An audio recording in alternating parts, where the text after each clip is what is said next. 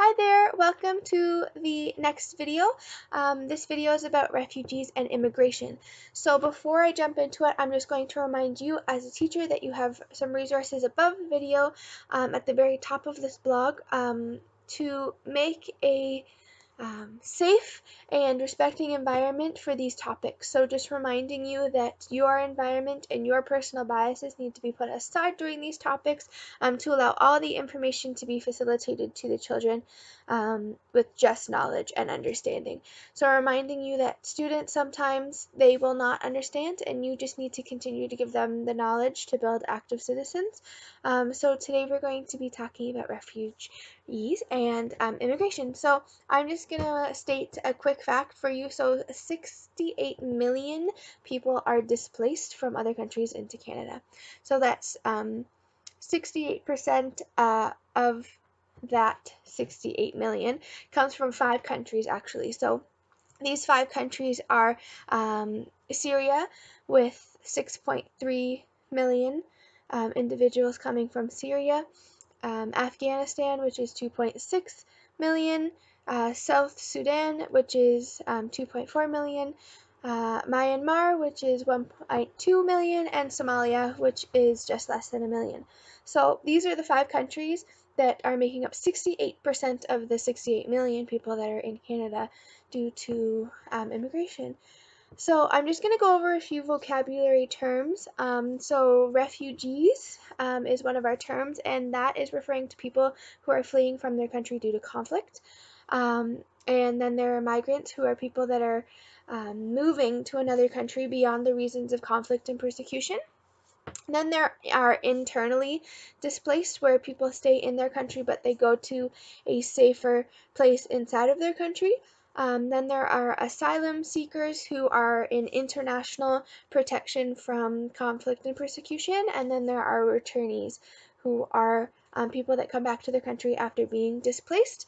So most refugees are from these developing countries that I had mentioned earlier, the 5 countries, and they go to neighboring countries. So they can come to Canada, they can go to the United States, they can go to England, and get protection from us, more developed countries, because we have the resources available for them and to support them until they're up on their feet or ready to go back to their countries. So one quick rule or right, sorry, that the refugees and immigration has is that we cannot, or the country cannot send the refugee back if they have a chance of still being in harm or in danger and their country is not safe for them. We cannot send them back. We have to provide asylum for them here, and allow them some type of safety with us. So I'm just going to go into some more statistics. So just for you in your classroom, you may have a student or two that requires ESL programming, and that is English as a second language. They require support in developing English language in your classroom. So there are tons of things that you can do as a teacher for them. So just before I go into that, we're going to talk about a little bit more about some international and province resources for you as a teacher, just talking about this topic. So the UNHCR is the refugee agency for United Nations, and they help place and make refugees safer. So just talking about that, there's also tons of things that you can do in your classroom with your students regarding this. So making the active citizen is our big idea here.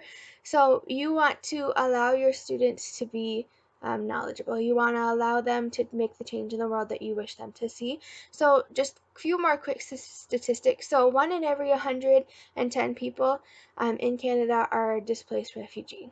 One person is forced to flee their country every 2 seconds. And out of these, 25% of them are women, 20% of them are men, and 55% of them are children, which means for you in Canada, your statistics for enrollment in elementary school is 61% ELL learners, which is English language learners, which could be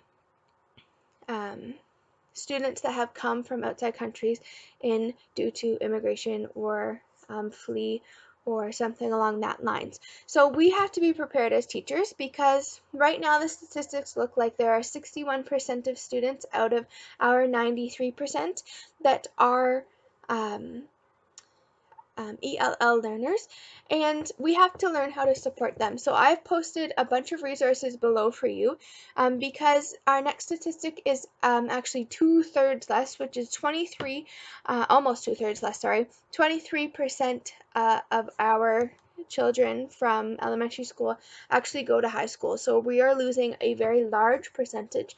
And majority of the research that I have done has shown that the students are not equipped to think that they're getting that learning. So they cannot, so it takes from 5 to 7 years to get the English language learning, and that's possibly not enough to catch up to their age group or their chronological age peers.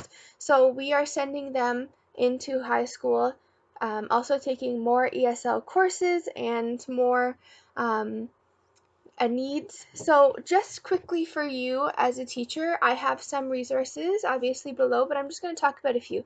So we have in our schools ESL teachers or support staff that can help us.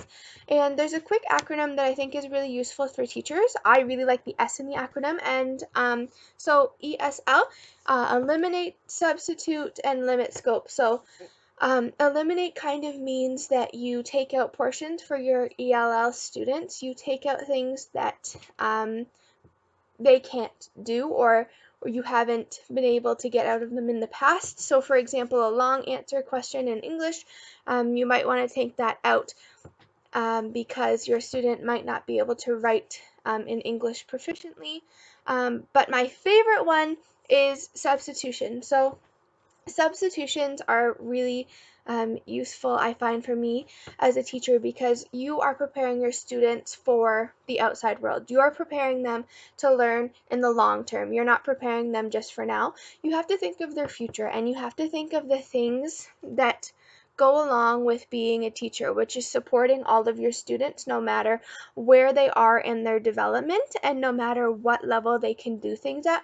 You need to support them and find the resources for them. So substitutions is my favorite part of this. Instead of having them do a long answer question, why don't you substitute that part and you go sit with them and you have a conversation with them and see if they understand what you're talking about. Reword the question, make it simpler, simplify some things on the test, make it multiple choice, allow them to build the skill instead of just eliminating it fully. And then the last one, the L, is limit the scope. So that is quite easy to remember. You're just limiting some materials, you're limiting the depth of the questions, you're limiting how much you ask them, and this one is okay, but I still like substituting, because instead of limiting, you're still allowing them to have it, you're still allowing them to feel like they're part of your class, and you are just substituting it for something that is more realistic for them, because you would do this for a child with an IEP, and yes, maybe you're just doing it in the subject area, but you genuinely care about those kids as students. At least I do, I know when I teach. So doing things for them that allow them to succeed are wonderful. So sorry, teaching about this subject can be a little bit difficult, but I really, you can see throughout this entire blog, love to use picture books or just books in general to teach the students about certain situations. So in an elementary school classroom, you can use a book called The Name Jar, which is absolutely great. It teaches students about heritage and being accepting, and there's tons. I've given you a whole toolbox of information down below, so that's perfect for the younger grades. You can even use that in an older grade with some adaptations, which is wonderful. And one of my favorite things as well for the older grades is this simulation. So it's really cool. It's a really cool technological point of view. So it's a simulation of somebody fleeing a country or somebody coming into Canada and actually having to live out their life. So it's putting those students in the perspective and allowing them to actually experience and see. And you will see an incredible amount of understanding when you do something like that. And this all goes with the media literacy expectations, the writing, the oral communication. You can, of course, put your own spin on all of the resources that I have listed below, but I'm so excited for you to try these out. If you have any questions, comments, concerns, or you just want to talk to me, feel free to contact me and comment below. I will see you in the next video. Bye.